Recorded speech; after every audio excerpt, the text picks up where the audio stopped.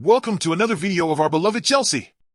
Bobby Vincent discusses some of the key talking points after Chelsea drew a frustrating draw at the GTEC Community Stadium against West London rivals Brentford. But first, subscribe to the channel, turn on notifications, and don't forget to like. It felt big. It was the first time that was audibly clear that Chelsea supporters had chanted directly about Mauricio Pochettino. In an X-rated chant, the traveling supporters, who made the short trip to the GTEC Community Stadium on Saturday afternoon, were calling for Pochettino to leave the club. It had been bubbling up for a while.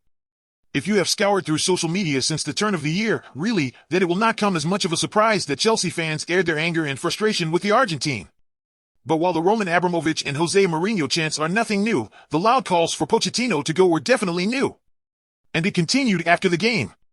On a train back to London Waterloo from Kew Bridge, the train station located around the corner from Brentford Stadium, a carriage full of Chelsea supporters were in unison singing F*** off Mauricio.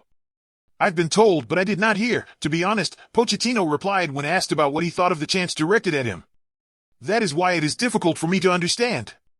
I don't know. I need to believe what you are telling me, but it is normal. We were losing the game 2-1 and it's about to express their frustration, and we are responsible. I am responsible. I am the head coach. It did feel big. The atmosphere in the away end, while fairly loud throughout the 90 minutes, had turned really toxic. It isn't the first time, as I say, that Chelsea fans have voiced their anger this season. But they had, up until Saturday, managed to restrain themselves from targeting the manager with their words. I don't want your shirt, I want you to fight for ours, a banner in the away end read. They came into the game in West London with an expectation that they would not be pleased with what they watched. And that is the sad reality at Chelsea. While you do not know for sure what sort of Chelsea you are going to get, you can expect one that disappoints and underwhelms. It definitely is a work in progress, but that word progress is crucial for the Blues. Nobody expected Pochettino to come in and completely transform Chelsea into title challengers, but they wanted to see some progress. A style of football to get behind. A method to the madness. However, it has not been the case so far, and while there have been some encouraging moments, they are usually too few and far between. Saturday was the end of a tough, tiresome fixture schedule over a 6-day period. First came the big one against Liverpool, where Chelsea lost late in extra time. Then it was the FA Cup 5th round versus Leeds United, where the Blues just about got over the line, and Saturday was Brentford. It was a schedule that really tested Chelsea's squad depth.